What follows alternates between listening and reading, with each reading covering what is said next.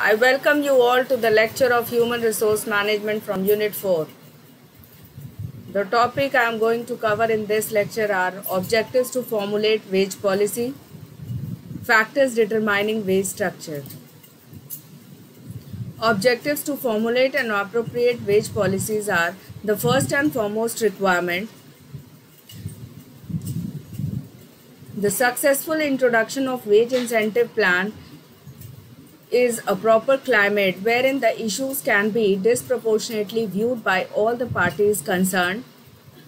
This means that the relationship between the management and the supervisory staffs and the workers should be happy and free from suspicion.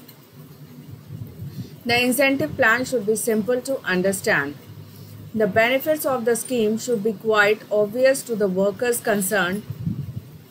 They should be easily calculated by the workers, and complicated plans and formulae show seeds of doubt and distrust in the worker's mind.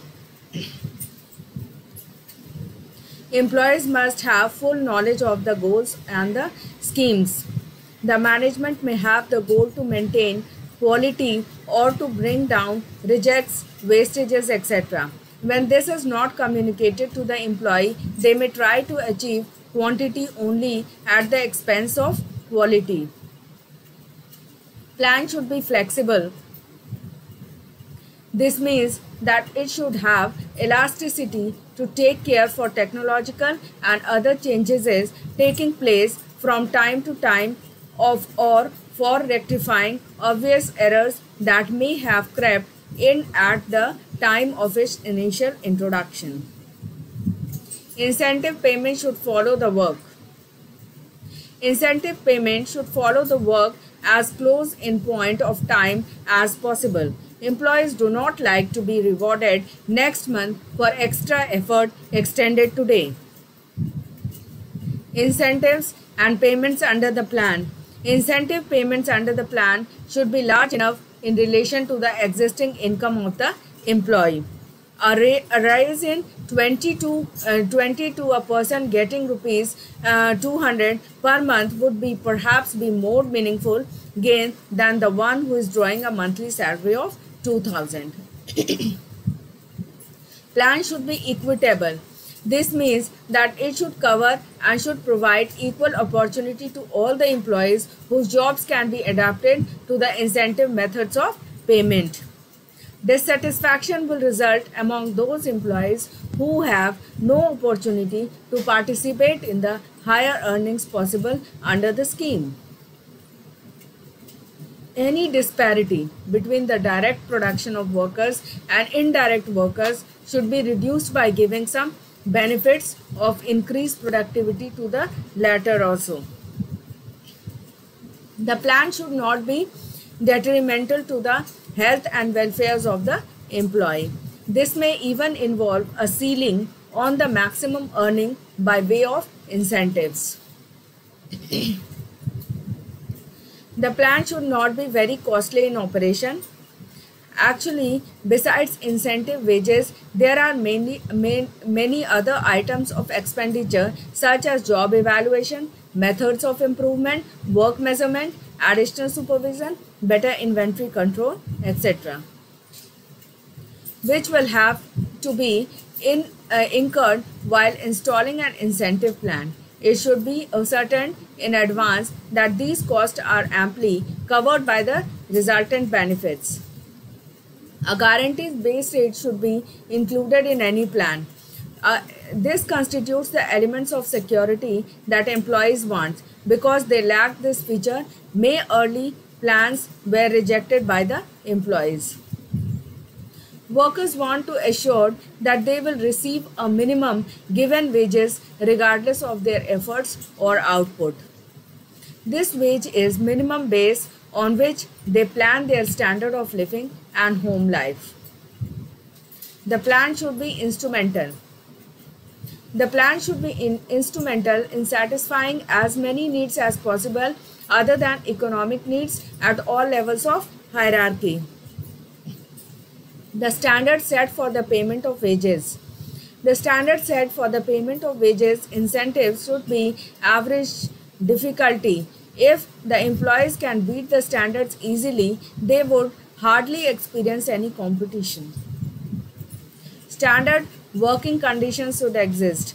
Standard workplaces, standard materials, standard control procedures, etc. are necessary for any system of incentive. Standardization is the basis of incentive work.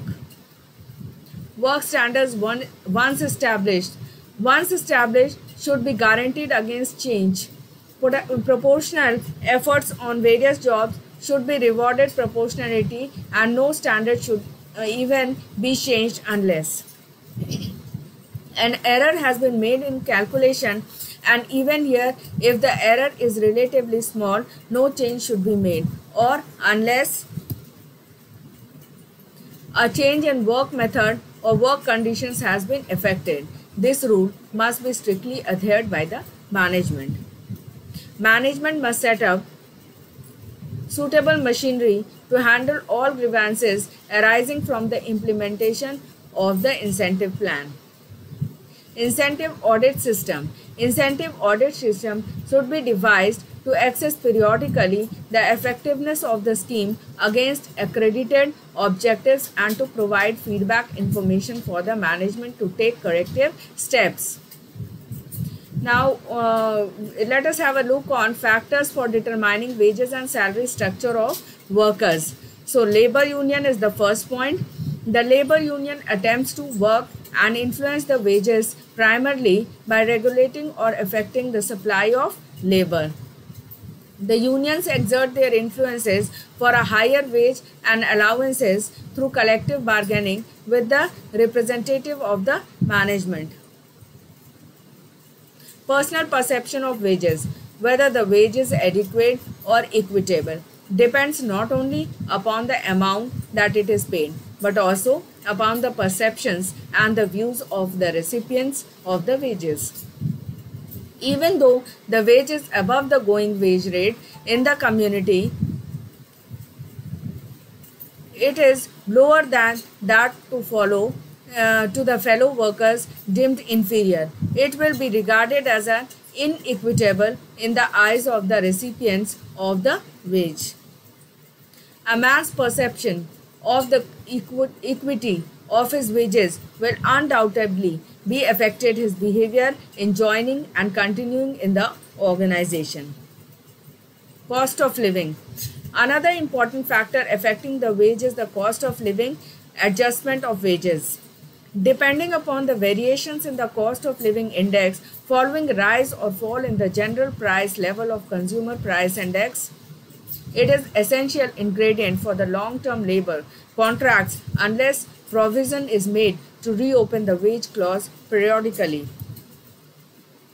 Government legislations. The laws passed and the labor policies formed by the government have an important influence on wages and salary paid by the employees. Wages and salary can't be fixed below the level prescribed by the government. The laws on minimum wages, hour of work, equal pay to equal work, payment of dearness and other allowances, payment of bonus, etc. have been enacted and enforced to bring about a measure of fairness in compensating the work class. Ability to pay. Labor unions have often demanded an increase in the wages on the basis that the firm prosperous and able to pay. However, the fundamental determinants of the wage rate for an individual firm denotes by the supply and demand. If a firm is marginal and cannot afford to pay competitive rates, its employees will generally leave it for a better paying jobs. This adjustment is neither immediate nor perfect because of problems of labor immobility and lack of perfect knowledge of the alternatives. Supply and demand. As stated earlier, the wage is a price for the services rendered by the workers or employees. The firm desires these services and it must pay a price that will bring forth the supply. which is controlled by the individual workers or by a group of workers acting together through their unions. The practical result of the operation of this law of supply and demand is the creation of going wage rate. Now let us look what is productivity. Increasingly, there is term towards gearing up to increase to the productivity. Productivity is the key factor in the operations of a company. So high wages and low cost are possible only when the productivity increases appreciably. Now let us look into the factors that influence the wage levels. So employers' ability to pay is an important factor to decide upon the wage fixation, worth of job, employees' relative worth, compensation policy of an organization, cost of living, area wage rate, and conditions of labor market. So in brief, we can say that these factors are affecting the determination of wage policy of any employee in the organization. With this, we end this lecture. Thank you and have a nice time.